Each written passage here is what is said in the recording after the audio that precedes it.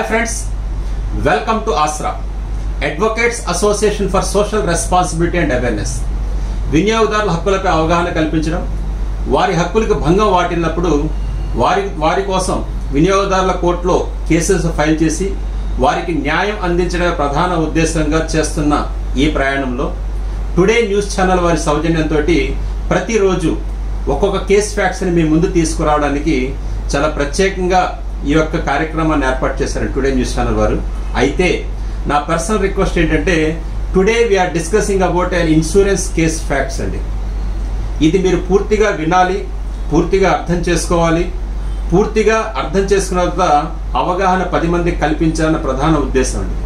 This is one of the beautiful and one of the important case facts in ఆసరా జర్నీలో ఇది ఒక important case ఫ్యాక్ట్స్గా ఒక చాలా చక్కటి, అంటే నా లైఫ్లో సాటిస్ఫాక్షన్ ఇచ్చింది అని ఉంది అంటే ఇది ఒక ముగ్గురు ఆడపిల్లల జీవితాన్ని చాలా అద్భుతంగా దీని ద్వారా మనం సహాయం అందించని చెప్పుకోవడం చాలా గర్వంగా హ్యాపీగా ఫీల్ అవుతుంది. అంటే ఇన్సూరెన్స్ కంపెనీస్ పాలసీస్ చేసేటప్పుడు ఉన్న మాటలు ఇన్సూరెన్స్ క్లైమ్స్ ఇచ్చేటప్పుడు ఉండవు. దాన్ని కన్జ్యూమర్ బీ అవేర్, కన్జ్యూమరే before doing any policy signatures చాలా జాగ్రత్తగా ఉండాలని ఈ కేసు చాలా విషయాన్ని తీర్పిందండి. ఇది తెలియజేయడమే మా యొక్క ప్రధాన ఉద్దేశం. I request all the patrons, please kindly go through this case and inform to all your friends. The case ఫ్యాక్ట్స్లోకి వద్దామండి. కేస్ ఫ్యాక్ట్స్లోకి వస్తే దీంట్లో ఎవరైతే కంప్లైనెంట్ ఎవరైతే ఉన్నారో complaint Kottamsetti Parvathi husband Kottamsetti case. వీళ్ళు డైలీ వేజెస్ లేబర్ అండి. 2 ఆడపిల్లలు ఉన్నారు. ఏదో పొలం పనులు చేసుకుంటూ డైలీ వేజెస్లో వర్క్ చేస్తున్నారు. అయితే వీళ్ళకి ఒక ఇన్సూరెన్స్ కంపెనీ ఏజెంట్, ఆ insurance company Birla Sun Life insurance company limited agent కలిసి మీలాంటి వాళ్ళ కోసమే ఒక అద్భుతమైన పాలసీస్తో వచ్చారు కంపెనీ వారు. దీంట్లో ఏంటంటే మీరు డైలీ వేజెస్లో వర్క్ చేసుకుంటున్నారు, చనిపోయినప్పుడు మీకు రక్షణ, మీ పిల్లలకి కానీ రక్షణ ఎలా ఉంటుందో తెలియదు. ఏ టైంలో ఎలాంటి జరిగినా సరే, ఏదైనా natural death or accidental death ఎలా జరిగినా సరే మీ పిల్లలకు ఒక రక్షణగా ఉంటుందని చెప్పేసి వాళ్ళు ఒప్పించారండి. అప్పటికే వాళ్ళు డైలీ వేస్ కష్టపడి పనిచేసుకునేవాళ్ళు. ప్రతి ఒక్కళ్ళకి ఏదో ఒక ఈరోజు సెక్యూర్డ్ ఉంది ఆడపిల్లలకి అన్న విషయంలో ఆ కొట్టంశెట్టి కేసు కష్టపడి ఏం చేశారంటే ఒక 2 పాలసీస్ తీసుకున్నారండి. ఒక పాలసీ తీసుకుందామంటే మళ్ళీ వాళ్ళ పాలసీ దీనికోసం మళ్ళీ బలవంతంగా చేశారు. ఆ టైంలో బలవంతంగా చేసినా ఉపయోగపడేలాగా జరిగింది. ఎలా జరిగింది కాబట్టి ఎన్ని టిష్యూలు జరిగిందో ఒకసారి మీరు చూడాలి. సో పాలసీ వీళ్ళు తీసుకున్న పాలసీ ఏంటంటే on 28/10/2010 on 28/10/2010 through policy number 004497 అండి. Policy number 004497 policy valued is ₹2,97,000. ఇంకొక పాలసీ ఇచ్చారండి, ఇంకొక పాలసీ కూడా ఇచ్చారు. అదే Birla Sun Life insurance company limited. Policy date కూడా 28/10/2010 చేయించారు. ఆ policy number 004480,719 004480,719. Policy terms and conditions ఏంటంటే 1 టైం ప్రీమియం పే చేయాలి. 1 టైం ప్రీమియం పే చేసిన తర్వాత పాలసీ ఫోర్స్ ఎన్నాళ్ళు ఉంటుందంటే from the date of execution of the policy to 20 years అండి. అంటే 28/10/2010 నుంచి 28/10/2030 దాకా, అంటే 20 years లోపల ఎవరైతే పాలసీ హోల్డరు చనిపోతే either by way of death of natural death or accidental death చనిపోయినప్పుడు ఏదైతే ఇన్సూర్డ్ అమౌంట్ ఉందో 2,97,000 4,50,000 వాళ్ళ నామినీస్కి వస్తుంది అన్నది కండిషన్, పాలసీ కండిషన్. అది పాలసీ తీసుకున్నారు. సో అన్ఫార్చునేట్గా సాధారణంగా యాక్సిడెంటల్ న్యాచురల్ డెత్ ఎప్పుడు వస్తుందో చెప్పలేమండి. ఆన్ 6/2/2011 సో ఎవరైతే ఈ డైలీ వేజెస్ లేబర్ ఎవరైతే కొట్టంశెట్టి కేసు ఉన్నారో డ్యూ టు డిహైడ్రేషన్ ఆయన చనిపోవడం జరిగింది. సో దురదృష్టకర సంఘటన. ఎప్పుడైతే చనిపోయారో ఈ యొక్క సెక్యూర్డ్ పాలసీ ఉంది కదని చెప్పేసి ఆవిడ భార్య, సో దాని తర్వాత 6/3/2011 1 month తర్వాత ఇన్సూరెన్స్ ఆఫీస్కి వెళ్ళి సో వాడు చెప్పి ఇన్ఫర్మేషన్ ఇచ్చిందండి, సార్ ఈ పాలసీ బాండ్స్ మా దగ్గర ఉన్నాయండి, మా భర్త గారు చనిపోయారంటే. So they have given one insurance claim form ఒకటి ఇచ్చారు. ఇన్సూరెన్స్ క్లెయిమ్ ఫామ్ ఇచ్చి వాళ్ళ యొక్క డీప్ రిగ్రెట్స్ని వ్యక్తపరిచి ఆ ఇన్సూరెన్స్ క్లెయిమ్ని ఇదంతా ఫిలప్ చేయండి. దీంతో పాటు మీకు కావాల్సింది ఏంటంటే ఒక డెత్ సర్టిఫికేట్ కావాలి. సో ఎలా చనిపోయారో డెత్ సర్టిఫికేట్ కావాలి. దాని తర్వాత పాలసీ బాండ్స్ ఒరిజినల్ బాండ్స్ పెట్టాలి. దీని తర్వాత సో ఇంటిమేషన్స్ ఎంక్వైరీ ఉందో మీ ఇన్సూరెన్స్ ఇప్పుడు మీ ఆధార్ కార్డు మీ యొక్క డీటెయిల్స్ అనేది దాంట్లో పెట్టి సబ్మిట్ చేయమన్నారు. యాజ్ పర్ దేర్ సర్టిఫికేట్ ఏదైతే క్లైమ్ ఫామ్ ప్రకారం she submitted all the documents, అన్ని డాక్యుమెంట్స్ సబ్మిట్ చేసింది. After submitting the documents, so Birla Sun Life insurance the appointed agent, వాళ్ళు ఏంటంటే ఇన్సూరెన్స్ దాన్ని ఇన్స్పెక్షన్ రిపోర్ట్ కోసం ఇన్వెస్టిగేషన్కి అపాయింట్ చేశారు. After receiving the investigation report, so after 3 months she received a letter from our head office అండి. ఆ head office Birla Sun Life insurance company head office నుంచి ఒక లెటర్ వచ్చింది. ఆ లెటర్ ఏంటంటే, మీ భర్త గారు చనిపోయినందుకు మేము చాలా విచారం వ్యక్తం చేస్తున్నాం, కాకపోతే మీ పాలసీ దీని ప్రకారం మీకు 2,97,000 రూపాయలు 4,50,000 రూపాయల పాలసీ శాంక్షన్ అయిపోయాయి. మీరు మా బ్రాంచ్ ఆఫీస్ విశాఖపట్నంలో ఉంది, ఈ బ్రాంచ్ ఆఫీస్ నుంచి ఈ పాలసీ తాలూకు చెక్స్ మీరు కలెక్ట్ చేసుకోండి, సో మేము చాలా విచారం వ్యక్తం చేస్తున్నాం అని చెప్పేసి 2 లెటర్స్ వచ్చాయి. ఆఫ్టర్ రిసీవింగ్ దిస్ 2 letters, ఎవరైతే నామినీ ఉన్నారో she went to the branch office, Visakhapatnam local ఆఫీస్కి వెళ్ళారు. She approach the branch manager approach చేసి 2 letters చూపెట్టారు. Then the picture starts. ఎప్పుడైతే 2 letters చూపెట్టారో బ్రాంచ్ మేనేజర్ ప్లస్ లోకల్ ఉన్న ఏజెంట్ అన్నారు, అమ్మా మీరు 28/10 పాలసీ తీసుకున్నారు, 6 మీ భర్త చనిపోయారు, సో సింపుల్గా విత్ ఇన్ 3 months ఆఫ్ మీటింగ్లో మీకు 7,47,000 పాలసీ వచ్చేస్తుంది, ఓకే బాగానే వచ్చేసింది, మరి మాకేం చేస్తున్నారని అడిగారు. మీరు మళ్ళీ 1,00,000 2,00,000 మా దాంట్లో కొత్త పాలసీ తీసుకోవాలి, లేకపోతే ఈ చెక్స్ గురించి మీకు కొంచెం ఆలోచించవలసిందని చెప్పేసి వాడిని ఇబ్బంది పెట్టారు. సో వాడు చెప్పింది, సార్ మేము లేబర్ అండి, 2 ఆడపిల్లలు ఉన్నారు, మళ్ళీ 1,00,000 2,00,000 దీంట్లో పెడితే మళ్ళీ ఎప్పుడుగా వస్తుంది ఏంటో, సో బాండ్ వచ్చినట్టుగా మాకు వచ్చింది కదా ఇచ్చేయండి అంటే, నో మీరు ఇక్కడ డిపాజిట్ ఏదో చేయాల్సిన కొత్త పాలసీ తీసుకోవాలి, లేకపోతే ఈ పాలసీ మీకు ఎలా వస్తుందో చూస్తామని చెప్పేసి, ఈ పాలసీ మీకు రాదు, మేము హెడ్ ఆఫీస్ కూడా మా ఎంక్వైరీలో సరిగ్గా లేదు అని మేము ఇన్ఫర్మేషన్ ఇస్తే మీ పాలసీ క్యాన్సిల్ అయ్యే అవకాశం కూడా ఉంది, తస్మత్ జాగ్రత్త. ఆవిడ బాధపడింది, ఎవరెవరికో చెప్పుకుంది, కానీ పరిష్కారం లభించలేదు. దెన్ ఒక ఫ్రెండ్ ఎవరో ఇన్ఫర్మేషన్ ఇస్తే ఆ ఫ్రెండ్ ద్వారా షీ అప్రోచ్ ఆసరా. సో ఆసరాకు వచ్చింది మేము చూసాం, పాలసీ చాలా క్లియర్గా ఉంది, హెడ్ ఆఫీస్ నుంచి ఇచ్చిన లెటర్ చాలా క్లియర్గా ఉంది. So before filing any complaint, ఏదైనా కంప్లైంట్ ఫైల్ చేసిన మేము చూసేది ఏంటంటే, అట్ ద ఎర్లియస్ట్ కస్టమర్కి ఏమన్నా కన్జ్యూమర్కి ఏమన్నా న్యాయం జరిగేలా చూస్తుందని చెప్పేసి నేను పర్సనల్గా approach the Birla Sun Life insurance office branch మేనేజర్ని కలవడం జరిగింది. సార్ వీళ్ళు పాలసీ తీసుకున్నాం అంటున్నారు, సో దీనికి అప్రూవల్ కూడా వచ్చింది, వాట్ ఈస్ ద ప్రాబ్లం? అయితే ఆశ్చర్యకర విషయం ఏంటంటే, ఆ మేనేజర్ ఎలా చూశారంటే, సార్ ఇవన్నీ అప్రూవల్ వచ్చినా కూడా మా చేతిలో ఉంటాయండి, ఇవ్వాలా వద్దా అనేది, వాట్ ఈజ్ యువర్ ఇంట్రెస్ట్ అనేది, మీ ఇంట్రెస్ట్ ఏంటంటే దీంట్లో తీసుకోవడానికి, మీరు అడ్వకేట్గా వచ్చారంటే మీ పర్సంటేజ్ ఎంత అని అడిగారు. సో నేను అనుకున్నాను, నేను న్యాయంగా చేస్తున్నామండి, మాది సోషల్ సర్వీస్ ఆర్గనైజేషను, పేదవాళ్ళకి సర్వీస్ చేయడం, వాళ్ళకి ఎక్స్ప్లెనేషన్ ఇవ్వడం అనవసరం, మన మనస్సాక్షి తెలుసు అని చెప్పాను. వాట్ ఈస్ ద ప్రాబ్లం అంటే, there are so many problems అండి, మీకు చెప్పాల్సిన అవసరం లేదు, మా పాలసీ మ్యాటర్స్ మాకు ఉంటాయి, హెడ్ ఆఫీస్ నుంచి శాంక్షన్ లెటర్ వచ్చినంతలో ఇవ్వాలని కూడా లేదు, మీరు ఏం చేసుకుంటారో చేసుకోండి. సో నాకు కూడా కొంచెం ఆశ్చర్యం అనిపించింది, ఒక అడ్వకేట్ వెళ్ళి మాట్లాడినా సరే మీ యూజ్ ఏంటి, మీరెంత లాభం తీసుకున్నారు, దీంట్లో 50% అని మాట్లాడేసరికి అక్కడ డిస్కషన్ చేయడం అనవసరం అనుకొని థ్యాంక్ యూ వెరీ మచ్ అని చక్కగా వచ్చాం. Then we approach the honourable consumer forum. So deficient service కింద అంటే పాలసీ హోల్డర్కి శాంక్షన్ చెక్ వచ్చినా కూడా చెక్ ఇవ్వట్లేదు కాబట్టి పాలసీ హోల్డర్కి డెఫిషియెంట్ సర్వీస్ కింద డిస్ట్రిక్ట్ కన్జ్యూమర్ ఫోరం విశాఖపట్నంలో కేసు ఫైల్ చేయడం జరిగింది. అయితే ఈ కేసు ఫైల్ చేసే ముందు అప్రోచ్ అయింది కాకుండా మళ్ళీ నేను చేసిన ఒక రిజిస్టర్ లాయర్ నోటీస్ పంపించానండి. అసలు ఏం జరుగుతుంది అంటే, వాళ్ళు ఎంత యారగెంట్గా ఎంత పవర్ ఉంటుంది, ఇది ఒక్కటే ఎగ్జాంపుల్ నేను చూశాను. సో ఫస్ట్ అప్రోచ్ అయ్యాను, there is no answer. Next approach అయితే సర్లే పంపిద్దాం అని చెప్పి, ఫైలింగ్ కేసు అయితే లేట్ అవుతుంది కొంచెం, కనీసం 1 year కంటే ఇమీడియట్గా రెడీగా ఉంది కదా అని చెప్పేసి మళ్ళీ ఒక నోటీస్ పంపించాను. కనీసం ఆ నోటీస్ కూడా రిప్లై ఇవ్వలేదు. ఒక అడ్వకేట్ నోటీస్ ఈ రీజన్స్ రిప్లై ఇవ్వకుండా పక్కన పడేశారు. సో నోటీస్ కూడా రిప్లై రాలేదని చెప్పి then we file the case in the consumer కోర్ట్లో కేసు ఫైల్ చేసాం. So all the documents we submitted the documents. ఒకటి ఏంటి, policy bonds xerox papers, policy bonds original వాళ్ళకి ఇచ్చామని చెప్పేసి 2 పాలసీ బాండ్స్ వాళ్ళకి పేపర్స్. దాని తర్వాత approval letter from the head office వచ్చింది. దాని తర్వాత వచ్చిన తర్వాత death certificate of the policy holder, దాని తర్వాత register lawyer notice. After repeated request and demands we approach to the branch office but they are not giving the policy amount, hence we are approaching to the court అని చెప్పేసి before filing this case we send to the register notice కూడా పంపించామని చెప్పేసి కూడా పంపించామండి. ఈ documents submit చేస్తూ ఆ register post అందినట్టుగా acknowledgement ఇవన్నీ ప్రూఫ్ల కింద వేసి this the case we filed in the honourable consumer court Visakhapatnam. And court has taken the cognizance. CC number 172/2014 కింద సీసీ నెంబర్ ఇచ్చింది. ఈ case we filed on CC number 172/2014. We filed on 10/4/2014 file చేసాం. File చేసిన తర్వాత court cognizance తీసుకొని they send summons to the, so దీంట్లో parties ఎవరిని చేసామంటే దీంట్లో పార్టీస్ ఇద్దరిని చేసామండి. Complaint is Kottamsetti Parvati.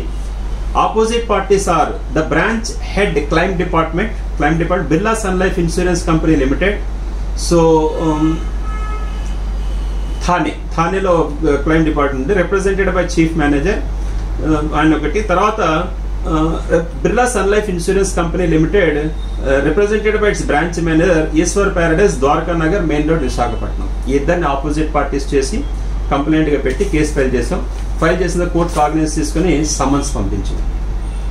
So first time మీకు ఎప్పుడు కూడా కన్జ్యూమర్ కోర్టులో సమన్స్ పంపించిన తర్వాత సమన్స్ వాళ్ళకి అంది ఎక్నాలజ్మెంట్స్ కోర్టుకు తిరిగి రావాలండి. ఎక్నాలజ్మెంట్స్ తిరిగి వచ్చిన తర్వాత either party has to file present in person are they have to approach the advocate approach చేసి అడ్వకేట్ నైనా పెట్టుకుంటారు. అక్కడ నుంచి ఆర్గ్యుమెంట్స్ జరుగుతాయి. సో ఫస్ట్ టైం సమన్స్ తిరిగి రావడం లేట్ అయింది. సో తర్వాత మళ్ళీ again we send the summons. So summons acknowledgements వచ్చాయి. ఇక్కడ చూడండి వాళ్ళు ఎంత దారుణం అంటే సమన్స్ అందే కోర్టు రమ్మని, they are not come to the court అండి. కోర్టుకి అటెండ్ అవ్వలేదు. ఒక వాయిదా చూసింది కోర్టు. సో సెకండ్ టైం ఏం చేసిందంటే మళ్ళీ వాళ్ళని సో పిలవడం జరిగింది. పిలిస్తే ఎవరు కోర్టుకి అటెండ్ అవ్వకపోతే ఆన్ 30/12/2014 సో సమన్స్ వెళ్ళి ప్రాసెస్ ఇదంతలో ఒక 6 months పట్టింది. సో మళ్ళీ అక్నాలజ్మెంట్స్ తిరిగి రావడం ఇదంతా లేట్లో సో ఎవిడెన్స్ కంప్లైంట్ ఎవిడెన్స్ తీసుకొని డైరెక్ట్గా దీన్ని ఏమంటారంటే ఎక్స్ పార్టీ ఆర్డర్ అంటారండి. సో అందుకనే నేను ఇంకో మెసేజ్ ఇవ్వదలుచుకుంది ఏంటంటే మీకు ఎప్పుడైనా సరే కోర్టు నుంచి ఏమైనా సమన్స్ వచ్చినప్పుడు we have to attend a సమన్గా తీసుకోవాలంటే తీసుకొని కోర్టుకి అప్రోచ్ అవ్వాలి. సో ఎప్పుడైతే వీళ్ళు కోర్టు సమన్స్ తీసుకోలేదు కాబట్టి కోర్టు ఏం చేసి డైరెక్ట్గా ఎక్స్ పార్టీ ఆర్డర్ ఇచ్చేసిందండి. ఎక్స్ పార్టీ ఆర్డర్ అంటే as per this policy document observe all this documents. దీని ప్రకారం ఈ నామ్స్ ప్రకారం మీరు 7,47,000 రూపాయలు with 9% interest. So from the date of policy mature అయిన దగ్గర నుంచి from the date of execution of this order అయ్యేదాకా 9% ఇంట్రెస్ట్ మీరు ఇవ్వాల్సిందే అని చెప్పేసి కోర్టు డైరెక్ట్గా ఎక్స్ పార్టీ ఆర్డర్ ఇచ్చేసింది. ఎక్స్ పార్టీ ఆర్డర్ ఇచ్చేస్తూ దీంట్లో మీరు అప్పీల్కి రావాలన్నా లేదా ఫర్దర్గా మీరు ఏమైనా కంటెస్ట్ చేసుకోవాలన్నా 2 months టైం ఇచ్చిందండి. సో ఆ 2 months టైంలో మళ్ళీ వాళ్ళు రావచ్చు. ఆ లెటర్స్ కూడా వాళ్ళకి వెళ్ళి ఆర్డర్ కాపీస్ కూడా వెళ్ళాయి. అయినా వాళ్ళు పట్టి దిస్ ఈస్ ద నెగ్లిజెన్స్ అండి. వాళ్ళకి లాయర్ నోటీస్ అంటే రెస్పెక్ట్ లేదు. కోర్టు నుంచి కన్జ్యూమర్ కోర్ట్స్ అన్న కూడా ఇన్సూరెన్స్ కంపెనీస్కి ఇదేంట్లే అని వాళ్ళకి ఇది లేదు, దానికి పట్టించుకోలేదు. ఆర్డర్ కాపీ వెళ్ళినా కూడా ఆర్డర్ కాపీ వస్తే ఏం చేస్తానని పట్టించుకోలేదు. సో ఆఫ్టర్ 2 months మనం చూసి అంటే ఎప్పుడైతే ఈ అప్పీల్ టైము సో కంప్లైంట్ పూర్తి చేయాల్సిన ఇది కంపల్సరీ పూర్తి చేయాల్సిన టైం ఎప్పుడైతే అయిపోయిందో దీన్ని నెక్స్ట్ ఏం చేస్తామంటే మనం ఎగ్జిక్యూషన్ పిటిషన్ అంటామండి. సో కోర్టు నుంచి ఆర్డర్ వచ్చిన తర్వాత ఆర్డర్ కంప్లీట్ అవ్వకపోతే ఆ ఆర్డర్ని బేస్ చేసుకుని ఆర్డర్ కాపీ పెట్టి మనం కోర్టుకి ఎగ్జిక్యూషన్ పిటిషన్ వేసుకోవాలి. అయ్యా తమరు సో అండ్ సో డేట్లో ఒక ఆర్డర్ ఇచ్చారు, ఆర్డర్ వీళ్ళ మీద ఇది కట్టమని కంపల్సేషన్ ఇచ్చారు. సో ఈ ఆర్డర్ రాలేదు కాబట్టి దీనిపైన ఫర్దర్గా యాక్షన్ తీసుకుంటే మనం కోర్టులో ఎగ్జిక్యూషన్ పిటిషన్ అంటారు. We file the execution petition in the honourable court. చూడండి ఎగ్జిక్యూషన్ పిటిషన్ ఫైల్ చేస్తే మళ్ళీ సమన్స్ వెళ్తాయండి. మీ పేరు మీద ఆర్డర్ అయింది, మీరు దాన్ని పూర్తి చేయలేదు, ఒకసారి కోర్టుకు వచ్చి ఆన్సర్ ఇవ్వండి అని. ఎంత రెక్లెస్ అంటే ఆ ఎగ్జిక్యూషన్ పిటిషన్ కూడా వాడు కనీసం రాలేదు, దాన్ని పట్టించుకోలేదు. దెన్ కోర్టు ఏం చేస్తుంది మళ్ళీ అక్నాలజ్మెంట్స్ తిరిగి వచ్చిన తర్వాత ఎగ్జిక్యూషన్ పిటిషన్లో కూడా ఎప్పుడైతే కంప్లైంట్ ఆపోజిట్ పార్టీ రాలేదో then as per the powers consumer protection act దీని ప్రకారం ఏంటంటే then they issue the NBW ఒక వారెంట్ ఇష్యూ చేస్తారు, non bailable arrest warrant issue చేస్తారు. అప్పుడు బాంబు వచ్చింది. ఈ NBW కూడా ఎవరి మీద ఇష్యూ చేశారు? Branch head Birla Sun Life insurance company limited. So it's chief మేనేజర్కి బ్రాంచ్ మేనేజర్కి అరెస్ట్ వారెంట్. అప్పుడు ఎప్పుడైతే అరెస్ట్ వారెంట్ వచ్చి వీళ్ళు అరెస్ట్ అయిపోతారని కానీ పారిపోయి వాళ్ళు లేకుండా then they approach the court. అప్పుడు వాళ్ళు ఏం చేశారు సో ఇక్కడ జిల్లా ఫారంలో రావడం లేదు, జిల్లా ఫారంలో వస్తే అరెస్ట్ చేస్తారు లేదా డబ్బులు కట్టమంటారు. Then they will appeal to the state consumer dispute redressal commission. Honourable state కమిషన్కి అప్రోచ్ చేయాలి. స్టేట్ కమిషన్కి అప్రోచ్ ఎప్పుడైనా సరే any order either it is ex parte order, it's మామూలు ఆర్డర్, సో అప్పీల్గా టైం ఉంటుందండి 30 days ఆర్ 60 days, అది ఇచ్చే దాని ప్రకారం 30 daysలో అప్పీల్ అవ్వాలి. అవ్వకపోతే కమ్స్ అండర్ డిలే. సో ఎప్పుడైతే డిలే పిటిషన్ అంటే ఫస్ట్ ఏంటంటే వీళ్ళు అరెస్ట్ని స్టే ఇవ్వమని, సో 2 డిలే పిటిషన్ అలౌ చేసి మేము వాళ్ళు ఒక రీజన్ ఏమొచ్చారంటే మేము ఒక అడ్వకేట్ కమిషన్ మా సీనియర్ అడ్వకేట్స్ మా యొక్క కౌన్సిల్స్ని మార్చుకునే టైంలో పాత అడ్వకేట్కి ఇచ్చామండి, మా యొక్క మెయిన్ కౌన్సిల్లో అక్కడి నుంచి మారింది, ఈ ఫైల్స్ చూసుకోలేదని. ఎందుకంటే ఎప్పుడైతే బాంబు వచ్చిందో they have to approach to the court. So అప్పుడు మళ్ళీ మాకు సమన్స్ వచ్చాయి, వీళ్ళు అప్పీల్కి వచ్చారు, స్టే ఆర్డర్ కోసం వచ్చారంటే దెన్ అప్పుడు నేను చూసి అంటే వీళ్ళు ఇదేంటంటే జిల్లా ఫారం చేయకపోతే వీళ్ళు వర్క్ చేయరు కదా. ఎప్పుడైతే స్టేట్ కమిషన్ అప్పుడు హైదరాబాద్లో ఉందండి, సో హైదరాబాద్ వెళ్ళి చేయాలి జరగదని చెప్పేసి అటు తీసుకుంటే కంపల్సరీ నేను ఒక న్యాయం చేయాలి, ఏదో మనం తీసుకున్నప్పుడు చేయాలి, వీళ్ళు ఇంత యారగెంట్గా ఉన్నారు, ఇన్సూరెన్స్ కంపెనీ గుణపాఠం చెప్పాలని చెప్పేసి then we approach the state commission. State కమిషన్కి అప్రోచ్ అయ్యి వాళ్ళకి స్టేట్ కమిషన్కి ఒకటే మనం ఇచ్చేసామండి, వెరీ గుడ్ సార్, వీళ్ళు ఇప్పుడు స్టే పిటిషన్కి వచ్చారు, అరెస్ట్కి స్టే పిటిషన్కి వచ్చారంటే అరెస్ట్ చేయకూడదని వచ్చారు, దీనిపైన రివ్యూ చేయమని చెప్పేసి వాళ్ళ ఆర్డర్ సరిగ్గా రివ్యూ చేయమంటున్నారు. సబ్జెక్ట్ టు కండిషన్ అండి, ఇన్నిసార్లు రాయల్ నోటీస్ పంపించే రాలేదు, కోర్టు సమన్స్ పంపించే కోర్టుకి అటెండ్ అవ్వలేదు, వాళ్ళ యారగెంట్ తెలుస్తుంది, ఇవాళ అరెస్ట్ వారెంట్ వచ్చింది కాబట్టి స్టేట్ కమిషన్కి వచ్చారు. ఒక పని చేయండి, ఏదైతే పాలసీ అమౌంట్ 9% ఇవ్వాలో అదంతా తమ దగ్గర డిపాజిట్ చేయించుకొని సో ఫస్ట్ ట్రయల్కి చేయమండి, వీఆర్ రెడీ ఫర్ దట్ అంటే జస్టిస్ నౌషద్ అలీ గారు so stay petition plus arrest వారెంట్ని సో దాన్ని స్టే ఇవ్వడానికి 100% డిస్ట్రిక్ట్ కన్స్యూమర్ ఫారంలో ఏదైతే డబ్బు 9% ఇంట్రెస్ట్ క్యాలిక్యులేట్ చేసి ఇవ్వాల్సిన డబ్బు మీరు ఇవ్వాలా ఇవ్వకూడదా తర్వాత చూద్దాం, మీరు కోర్టులో డిపాజిట్ చేసి స్టే అలో చేసి మీ ట్రయల్ స్టార్ట్ చేస్తాం చచ్చినట్టు. అప్పుడు కోర్టు ఇచ్చిన ఆర్డర్ తోటి ఆ ఇన్సూరెన్స్ కంపెనీ డిస్ట్రిక్ట్ కన్స్యూమర్ ఫారంలో ఈ డబ్బును డిపాజిట్ చేసింది, 7,47,000 రూపాయలు. ఆ ఇంట్రెస్ట్ అంతా కలుపుకుంటే అప్పుడు 9 lakhs అయింది. ఆ 9 lakhs అక్కడ డిపాజిట్ చేశారు. 9 lakhs అవడం రీజన్ ఏంటంటే లేట్ చేసినందుకు 70,000 రూపాయలు కాంపన్సేషన్ ఒకటి వేశారండి సార్ ఫర్ ది డిఫిషియన్సీ అనేది 70,000 కాంపన్సేషన్ ప్లస్ 7,000 రూపాయలు ఖర్చులు, అవన్నీ కలిపి 9,50,000 రూపాయలు దాకా అయింది. They deposited. ఇప్పుడు ట్రయల్ స్టార్ట్ అయింది. Now the game starts now. అప్పుడు మళ్ళీ same trial state commission trial start అయింది. ఆ ట్రయల్ స్టార్ట్ అయ్యేటప్పటికి అంటే అది IA number 406/15 delay petition, IA number 407/15 stay petition 2 allow అయిన తర్వాత 100% they deposited in the district consumer forum. Then appeal allow అయింది.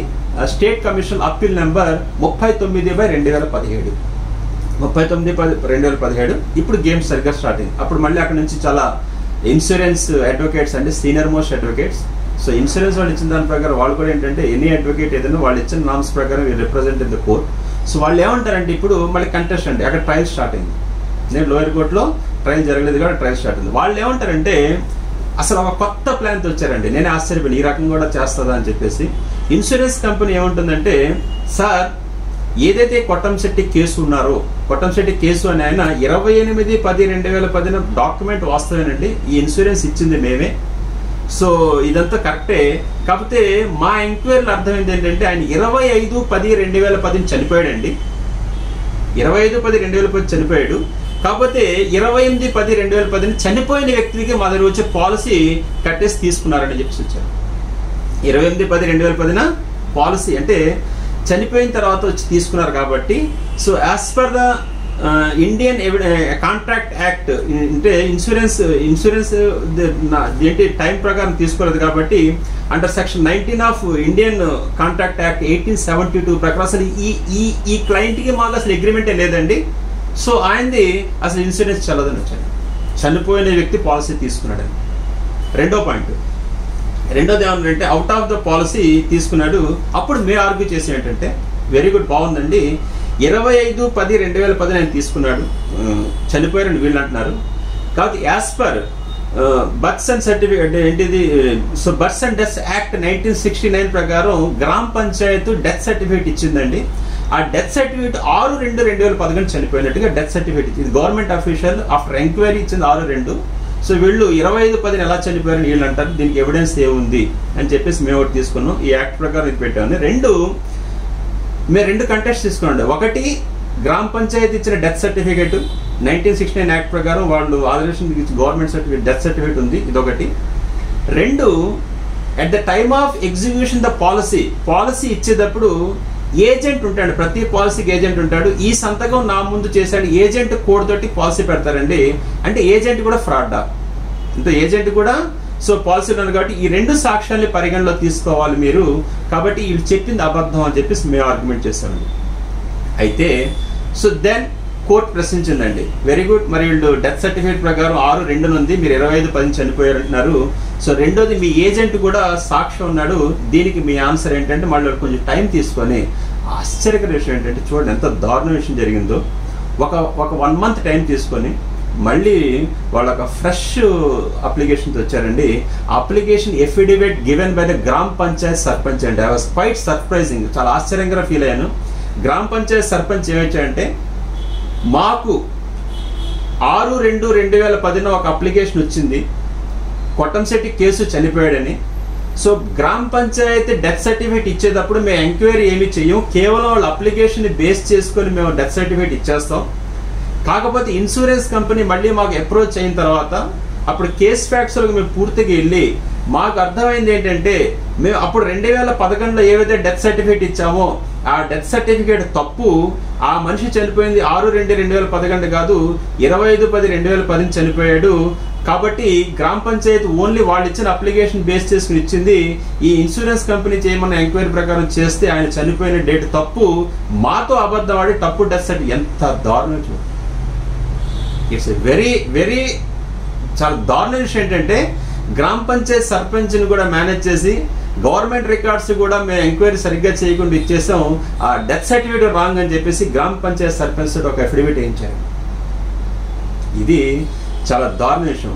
నౌ ద రియల్ కోర్ట్స్ అంటే గౌరవం పెరగడానికి, కోర్ట్స్ అంటే భక్తి రావడానికి, ప్రతి ఒక్క పేదవాడికి న్యాయం జరుగుతుంది. ఇది ఇలాంటి కేసులే మాకు ఇన్స్పిరేషన్స్ సేవ చేయడానికి. ఎన్ని తప్పుడు సాక్ష్యాలు వేసినా ఎన్ని చేసినా the honourable justice Naushad Ali గారు పేదల ప్రతినిధి నిజంగా కన్స్యూమర్ కోర్ట్స్లో అద్భుతమైన జడ్జిమెంట్స్ ఇచ్చి ఎంతో మందికి ధైర్యం అంటే ధైర్యం నింపేలాగా, తప్పు చేస్తున్న కంపెనీలు కొరడా జులిపించేలాగా అగ్రిమెంట్ అండి. వెంటనే కోర్టు అన్ని డాక్యుమెంట్స్ పరిగణలో తీసుకొని కోర్టు 2 క్వశ్చన్స్ ఫైల్ చేసిందండి. After person all the documents file the sarpanch లెటర్ని అబ్జర్వ్ చేసింది. దాని తర్వాత మే ఇచ్చిన డెత్ సర్టిఫికేట్ని ఎంక్వైరీ చేశారు, డెత్ సర్టిఫికేట్ చూశారు, ఇది చూశారు. అప్పుడు కోర్టు 2 విషయాలు ప్రశ్నించింది. వెరీ గుడ్, గ్రామ పంచాయత్ సర్పంచ్ యాక్ట్ ప్రకారం ఇచ్చిన లెటర్ మీద డెత్ సర్టిఫికేట్ ఇస్తారు కాబట్టి ఇప్పుడు ఈయన లెటరే కరెక్ట్ అనుకుందాం. గ్రామ సర్పంచ్ ఇచ్చిన లెటరే చనిపోయింది, ఓల్డ్ డేట్లో చనిపోయిన వ్యక్తి ఈ డేటు ఆ డేటు రాంగ్ అని కొత్త డేట్ తీసుకుందాం. ఈ డేట్ మీకు తెలిసిన తర్వాత as per the insurance company acts ప్రకారం మీరు నా ముందే సంతకం పెట్టాడని చెప్పేసి ఏజెంట్ పైన మీరు ఏమైనా ఎఫ్ఐఆర్ ఫైల్ చేశారా? 2, మీకు ఏదైతే ఇన్వెస్టిగేషన్ ఏజెన్సీ ముందు ఇన్వెస్టిగేషన్ చేసిందో వాళ్ళపైన మీరు తీసుకున్న యాక్షన్ ఏంటి? 3, ఇది చనిపోయిన వ్యక్తి పాలసీ హోల్డర్ తీసుకుని తెలిసిన తర్వాత మీరు ఎప్పుడైతే స్టార్టింగ్లో మీరు 10,000 రూపాయలు కట్టించుకున్న పాలసీ బాండ్ మీరు తినేసింది కాక వాళ్ళకి ఏమైనా తిరిగి ఇచ్చారా? If you are in clean hands, మీరు ఇంత సరిగ్గా ఉన్నప్పుడు ఇప్పుడు ఇది రైటా ఎవరు కరెక్టా అంటే there is no answer from the insurance company. అప్పుడు ప్రతిష్టాత్మక జడ్జిమెంట్ ఆన్ ఆర్డర్ 7/2/2019. ఒక విషయం చెప్తున్నానండి, దీన్ని చాలా ప్రెస్టేజ్గా తీసి, అంటే ఓ రకంగా చెప్పాలంటే we filed the case in Visakhapatnam, state commission హైదరాబాద్లో ఉంది.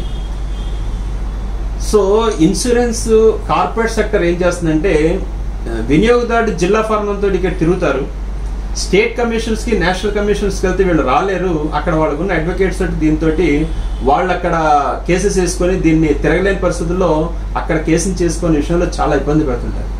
అయితే ఈ విషయంలో thanks to my colleague advocates, నేను వైజాగ్లో ఉన్నా, ఇది కేవలం సర్వీస్ ఓరియంటెడ్గా ఒక్కొక్కసారి కేసు కోసం దగ్గర 2014 నుంచి 2015 దాకా కన్స్యూమర్ ఫోరం విశాఖపట్నం చేసామండి. 2016 అప్పటి నుంచి 2019 దాకా హైదరాబాద్ నుంచి విజయవాడ షిఫ్ట్ అయిందండి. ఇక్కడ తిరిగినప్పుడు ఒక్కొక్కసారి అటెండ్ అయినప్పుడు 5,000 నుంచి 10,000 అయింది. బట్ ఒకటే న్యాయం చేయించాలి, న్యాయం జరగాలి. చాలా ప్రతిష్టాత్మకంగా తీసుకున్న కేసు. సో ఈ జడ్జిమెంట్ 7/2/2019లో చాలా చక్కగా ఇచ్చిన జడ్జిమెంట్ ఏంటంటే, మీరు రాంగ్ డాక్యుమెంట్స్ వచ్చేసి కేవలం ఇన్సూరెన్స్ క్లెయిమ్ని ఎగ్గొట్టడానికి this all the documents you misplaced. So చనిపోయిన వ్యక్తి కోసం మీరు డాక్యుమెంట్ చేస్తే what is your agents witness మీరు ఏం చెప్తారు. 2 వాట్ అబౌట్ యువర్ ఇన్వెస్టిగేషన్ వచ్చి ఆర్గ్యుమెంట్స్, చాలా చక్కటి ఆర్గ్యుమెంట్ జరిగిందండి.